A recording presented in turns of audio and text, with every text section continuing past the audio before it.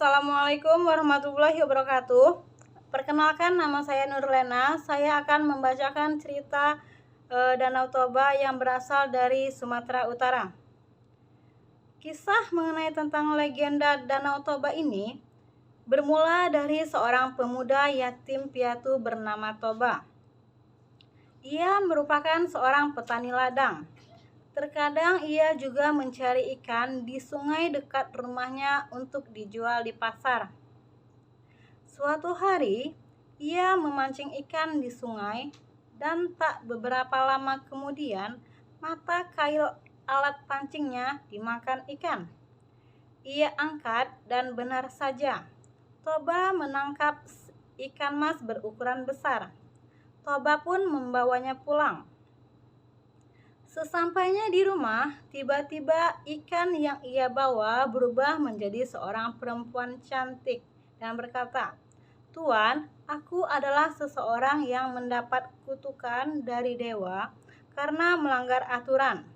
Aku akan berubah menjadi apa saja ketika ada orang yang menyentuhku. Tolong Tuan, beri aku tempat tinggal." Toba yang masih tercengang pun menyetujui permintaan tolong perempuan cantik itu. Mereka pun saling berkenalan dan akhirnya Toba pun jatuh cinta padanya. Toba pun menikahi perempuan cantik tersebut dan ia resmi menjadi istri Toba. Hari-hari dilalui mereka dengan gembira. Suatu hari, sang istri hamil. Ia pun menyampaikan kehamilannya kepada Toba, sang suami. Sang istri pun mengajukan syarat kepada Toba dan Toba harus mematuhi syarat tersebut. Syarat tersebut adalah bahwa apapun yang terjadi nanti ketika anak mereka lahir, Toba tidak boleh sekalipun memanggil anaknya dengan sebutan anak ikan. Semarah apapun Toba pada sang anak, ia tak boleh memarahi anaknya dengan menyebut asal-usul ibunya. Toba pun menyetujui persyaratan tersebut. Suatu hari, sang anak pun lahir. Ternyata sang istri melahirkan anak laki-laki. Toba sangat bersukacita dengan kelahiran anak pertamanya itu. Toba pun memberi nama anaknya Samosir. Samosir tumbuh menjadi anak yang sehat. Hanya saja sayangnya Samosir sedikit pemalas. Bahkan ketika dimintai tolong oleh ibunya untuk mengantar makanan ke ladang ayahnya, Samosir seringkali menolaknya. Hingga pada suatu hari, Samosir dipaksa oleh ibunya untuk mengantarkan makan siang kepada ayahnya. Dengan wajah malas dan berjalan secara enggan, ia pun berangkat ke ladang. Hanya saja, di tengah perjalanan, Samosir merasa sangat lapar, dan ia pun memutuskan berhenti sejenak untuk memakan bekal yang dibawanya. Padahal sebenarnya bekal tersebut untuk sang ayah. Samosir tidak menghabiskan bekal tersebut. Dia masih menyisakan sedikit untuk ayahnya. Kemudian, sesampainya ia di ladang, Samosir memberikan bekal sisa tersebut kepada sang ayah.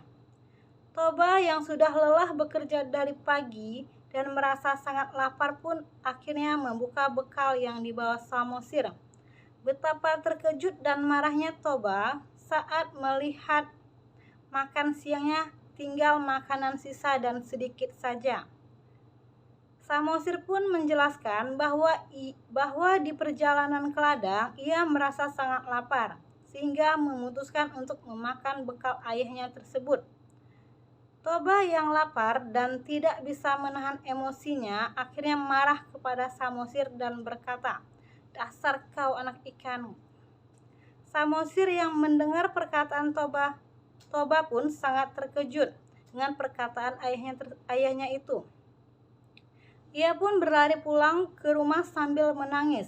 Ketika sampai di rumah, Samosir menceritakan tentang dirinya yang melanggar aturan atau syarat dari sang istri.